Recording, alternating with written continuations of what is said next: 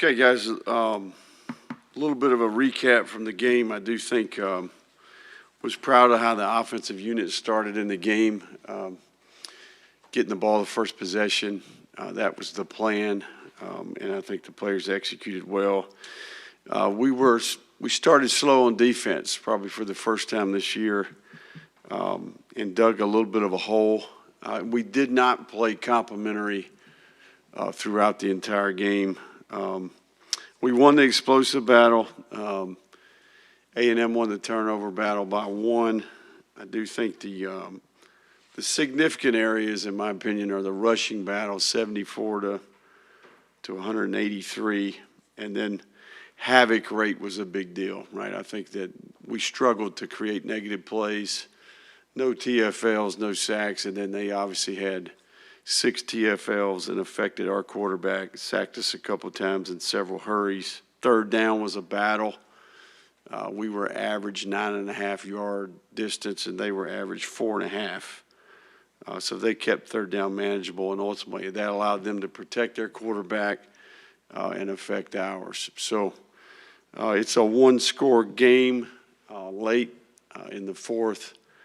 Obviously, you know, our team is really close. We have to learn how to finish. I think that's the third time this year on the road against a top 10 team where we're in a tight one, and we've got to get in. We've got to get in position, and we've got to finish these games. So there's a lot to learn here for our team. I do think there was fight. There was effort outside of the first couple possessions on defense. And look, I think in general here, what is required to play winning football? A&M has got a really good team, and I think they did what was necessary. So no time to waste here. You know, obviously always a challenge to turn it around. I do think that it's a big week for us for a couple of different reasons. I do think it is homecoming. We try to do our best to educate the players on the importance of that.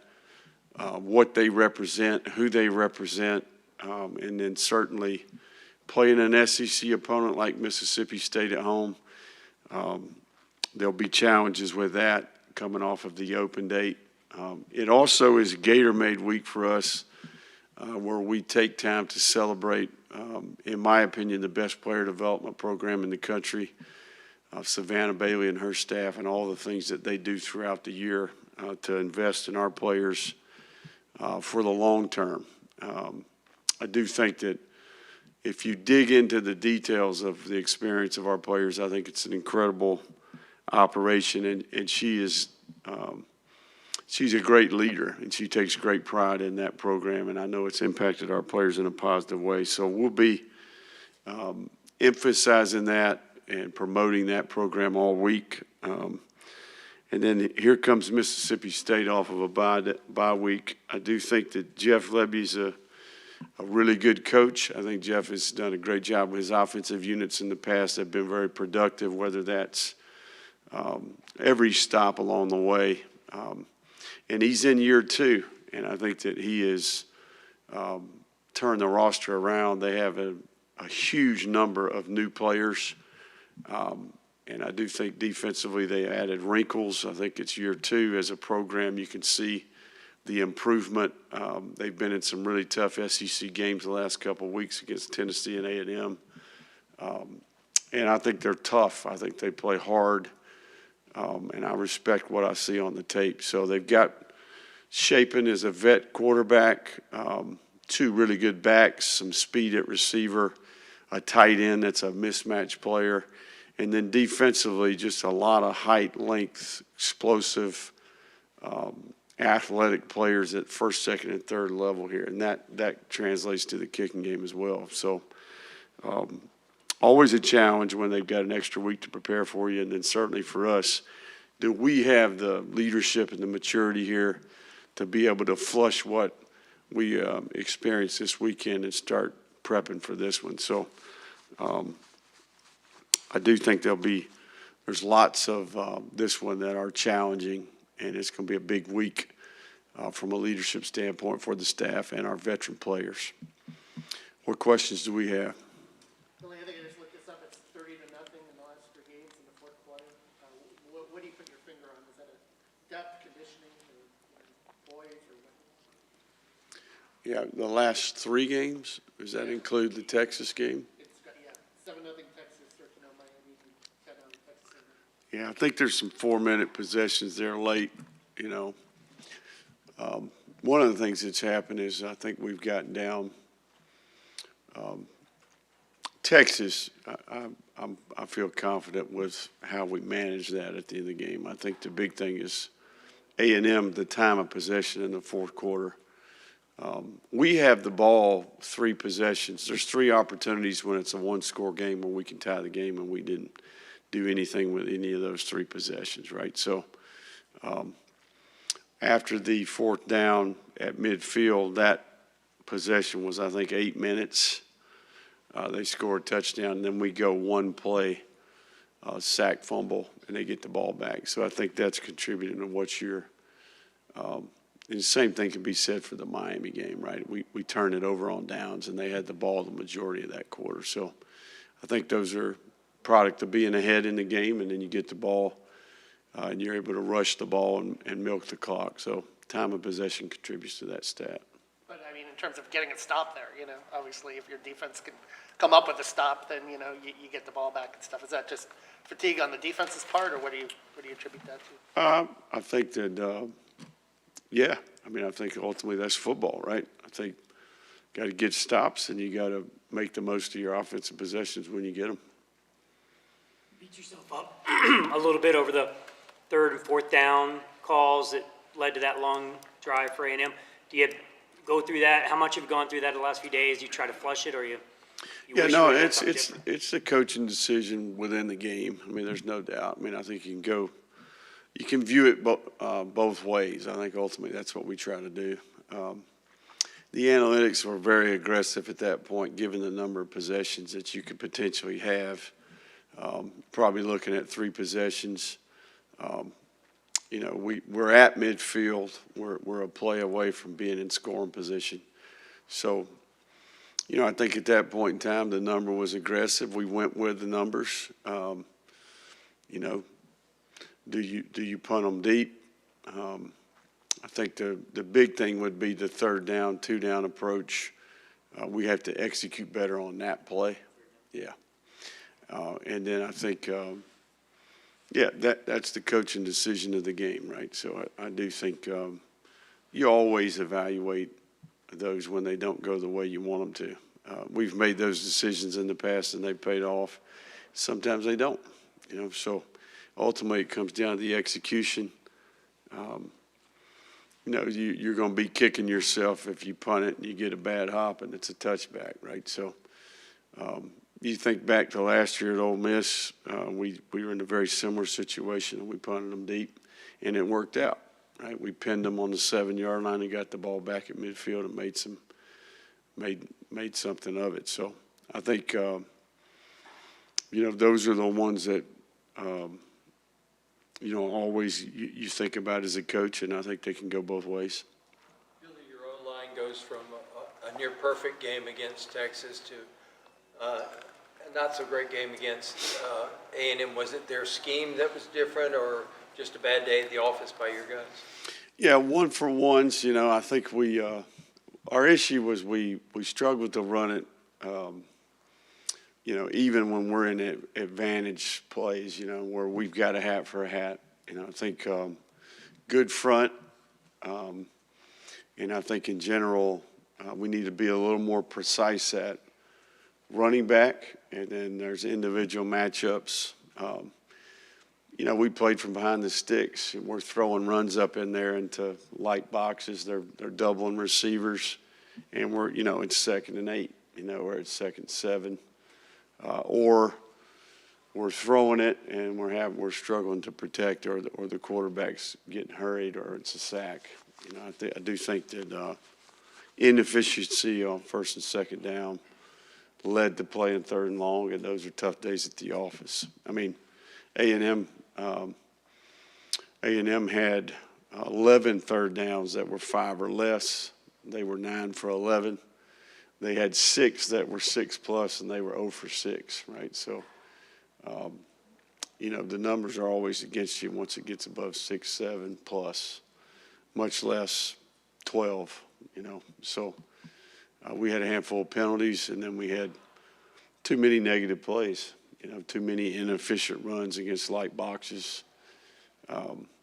They loaded the box early, and we threw it outside and attacked the corners, and then they started doubling those guys and mixing in some post-safety zone. So in general, those are your typical week-to-week matchups. You know, you gotta win your fair share. Fourth down call, you guys had Eugene and Burnell as your inside receivers, and Dallas Wilson as your right outside receiver. And with it being 4th and 6, why not go with Sturdivant in that situation as the other outside receiver instead of a tight end? Because you basically tell them that you can only be in 6-man protection. Put 4 receivers out there, they know you can be 6-man or 5-man pro. They can zero you out. As long as you got a tight end on the field, there's an opportunity that you could potentially be in 7-man pro. That's the conversations you have every week. So, but yeah, it's a good question. It's one that we talk about at times. Why do we not see more 4 wide receiver sets, just specifically with receivers? Variables that you can create in the run game. And look, you know, I think that when DJ is his inability to run the ball, the more spread out you are, the more you have to live in the RPO game, right? So you're creating gaps, but then there's no quarterback run element, right? So everything is run or vertical RPO or perimeter tags, right? So when he can run, then you're opening up another scenario where you can create +1 plays, right? So him being limited in that capacity causes you to have to live in that world. So if you get 4 open sets and they play a 6-man box, you got issues. So your quarterback has to be able to run the ball. So it's a numbers game, right? And, you know, we know it. Yeah, but those are the things that you deal with week to week based off of how healthy you are and who's available. Big picture, looking around the country, coaches are getting fired left and right. Is it eye-opening when like a guy like James Franklin, who made the playoffs, you know, 10 months ago, gets whacked after, you know, a couple of back-to-back bad games? Look, I don't think anything's changed. I mean, I think that happens every year. It's what we sign up for, right? They pay us, they compensate us well, you know. So these are challenging jobs, you know, in today's climate in particular. So, look, we're all men. You know, we're all competitors. We understand we live in a production world. And you got to produce, right? So there's no running from that. I mean, so it was that way when we signed up for it in the very beginning. They used to not pay us as well as they do now. So, but when you do get compensated and the amount of revenue that's generated in our game, I think the compensation, you know, it's fair. I have no issue with that. I think if you're at a place that doesn't have high expectations, then how much fun is that, right? So the challenge of playing against the best is why you do it as a competitor, right? So to see if you can do it, there's I think there's a leadership challenge, there's a competitive challenge, there's a strategy challenge. So and look, we're at the top of the food chain here. We play against the very best every week. So Penn State's no different than that. You play against tough competition every single week, but the struggles to win on the road in this league, just what do you pinpoint that to? Defensively especially, Miles Graham came out and said he didn't feel like the defense was ready for that start of the game. What do you pinpoint to having a better start on the road for this team? Yeah, I think, I don't know what the numbers are, but in general, the home team has an advantage. It's probably worth the touchdown every week, you know, on all the gambling that goes on out there. But Yeah, I mean, look, especially in our league, regardless of the record even at times, the passion of the fan base, the way it affects communication, the momentum swings in the game. I think it's a real thing that no different than Texas coming in here last 2 weeks ago and having to play at our place. So I think, veteran teams typically that have experience play better. I think it's ultimately comes down to the players on the field decide what happens. When you play a really good team and it happens to be on the road, I think there's a compound effect, right? So not only have we played really good teams on the road, but they're some of the best teams in the country. You got to see Blake Shapen a little bit last year, before he got hurt, and seems like he's off to a pretty good start this year. Just a concern about him and Mississippi State's offense. Yeah, Shapen's been playing. He's been playing ball for a long time. He was at Baylor. I think this is his third year as a starter. He's benefiting from being in the system for the second year. I do think there's the backs complement what they're trying to do there. So they've had a healthy running game, and then they've got some unique matchup players in the slot and outside. So continuity in system, he's benefiting from that. And he's a scrappy player. He's been very effective in his career. So there'll be things that come with him that we'll have to be prepared for. He can make some plays with his feet as well. So, yeah, he's off to a good start. Graham's question, what would you pinpoint has just been the overall reason why you guys have struggled on the road, especially against ranked teams? Yeah, they're ranked teams and they're tough venues, and we're in position to make plays. We got to go make plays. There's opportunities for us to coach better at times and put our players in better positions at times, right? So I think all things contribute to it: the quality of the opponent, the personnel matchups, the schematic matchups, and then the environment, right? This is. Let's don't make it any more complicated than it's not. Let's don't overanalyze this, right? So good teams, tough venues, personnel battles, and schematic battles, and then the ability to execute with consistency, the ability to communicate in those environments. It's nothing more than that. So I do think that we have areas where we can help our players, and I think we have areas where our players can help themselves. So they know it. They know these players, right? They know what matchups are going to be important. They know that they're in for a full day's work, and so does the other team when they play us, right? So we have an advantage when we play at home. Our crowd is a significant factor. And, but I think that have the maturity to be able to focus on your communication, your fundamentals, your techniques, and then your precision in how you execute. Ultimately, that's what decides the game. So I think you got to embrace playing on the road as a competitor. You got to look forward to the opportunity. I mean, these are ones that you sign up for. What kind of conversations, if any, have you had with Scott just about how this season has gone and where things stand with your program? Yeah, we meet every week. We have a chance to catch up about what's going on, and I think that he's a great teammate, and we know it's not good enough. No one loves to lose, and I think we're identifying areas we can improve and things we need to do better. It's much like any production business. There's things you got to do better to get a better result. So nothing more than that. We all know what the job is. We got to wake up every day and go do your job. So that's the way I view it. What you said about the advantage of playing at home, what would your message ahead of homecoming be to fans who are maybe a little demoralized, apathetic, and have kind of had their support in you waver? Yeah, I think,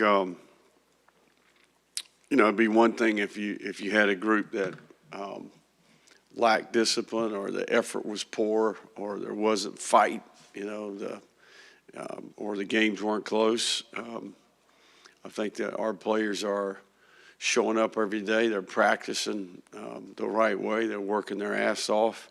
They're doing it with some class, in my opinion. And I think that they care about doing their job for the university, for our fan base, and the university community in general, you know, and their teammates, right? So, you know, won't back down in all kinds of weather. That's what we do here, right? So we haven't got the result that we want. We know that. Our players know that. Certainly our alumni and fans know. But this week homecoming is unique because it's an opportunity to come back. It's an opportunity to sit in that stadium and think about a lot of the great memories that you made while you were here. I think for our players, it's an opportunity to see the big picture in terms of who they represent. And look, you know, they're representing themselves, their family, but there's a bigger picture approach here. I mean, they're going to be a Gator for the rest of their lives.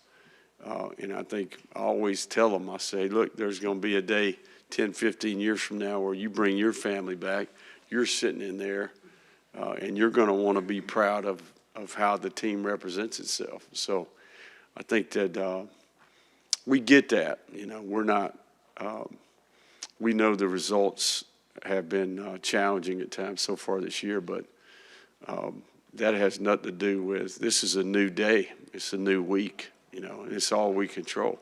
So this group has got some character, and they care, and they will take great pride in playing and competing a certain way Saturday.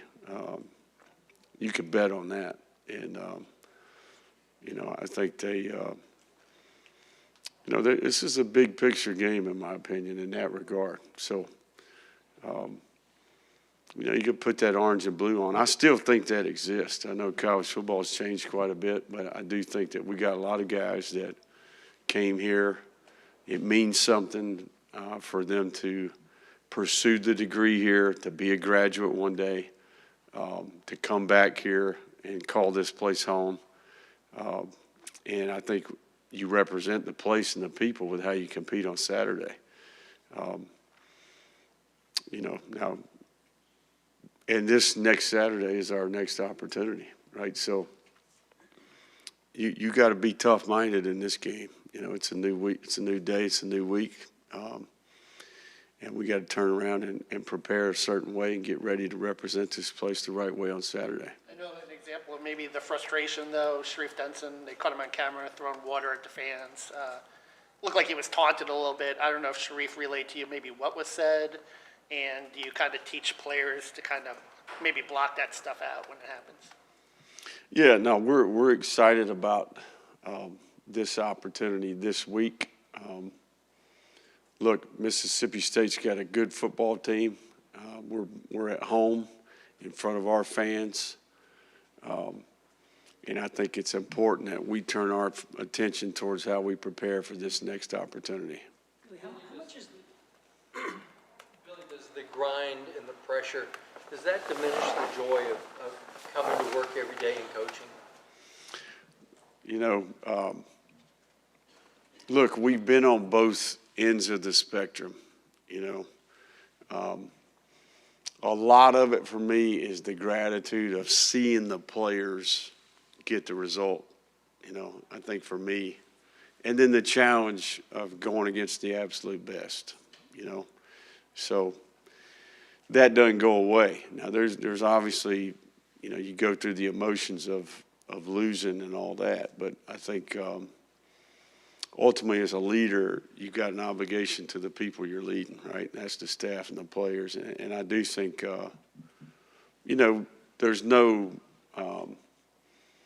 winning without losing, if that makes sense. You know, there's no happiness without disappointment, you know. So I think we've experienced both ends of the spectrum. And it requires courage to do it, you know. And you got to work a certain way to achieve a goal, and sometimes you don't get the results you want. So there's no growth without struggle, you know. I mean, I think we don't improve unless we put ourselves out there, you know. So in general, these are young people. You know, they're learning a lot about life through the game, and in general, there's a ton of life lessons come from maybe coming up short, you know. You got to balance that with the competitive spirit and the bottom line production of the business, you know. So for me, ultimately, I always think about the players and keeping them at the core of what we do. You got to have a great pulse and great awareness of how they're thinking, where they're at, and you got to build your message around that and your plan around that. That's ultimately what we've tried to do. You touched on this earlier, but how much does DJ's limitedness affect you guys offensively in terms of that RPO? I mean, I think most of the league has quarterbacks who can run and do things in that +1 scenario. Yeah, no, I think it's the intention, you know. I mean, it's why we recruit a guy like him, you know. So we've always tried to get an athlete, and even Graham Mertz, although maybe was considered a pocket passer, made a lot of plays with his feet. We were able to use him in the read game. So, yeah, I mean, you think about this game last year, the Kentucky game last year, you know, when DJ was healthy and able to run, I mean, it just changes the game. So, but look, nobody's worried about that, you know. I mean, you got to take what you got, and you got to try to put a product out there that can help the team win. So, as he gets healthier, we'll be, you know, that's part of it. You mentioned that you guys were close a couple times this year. Is there kind of a sense of urgency to kind of get there, you know, seeing that it's kind of now or never? Say that one more time. You've mentioned a couple times this season that this team's been close a couple weeks now. Is there kind of a sense of urgency to kind of get there with this team because, you know, you're 2-4, and then 2-4 is kind of now or never? Oh, yeah. I mean, look, there's no one that has more urgency or passion or work ethic, intensity, desire than our players, you know. So they're the ones that do the work every day, you know. I think it's that's the respectable thing about it is they continue to do the work the right way. We got to get the details right on game day, and they know that, and we know that. So, look, win, lose, or draw, it's time to turn the page and move on to the next one, and that's the key. You got to focus, get consumed with the prep and the work, and to be quite honest, that allows you to eliminate some of the noise and distractions if you consume your time with the work around preparing for each week's game. So players are no different than the staff. You guys got a job to do. You got stories to write about last week, this week. You know, our job is to get ready for the next challenge. So that's the approach we take.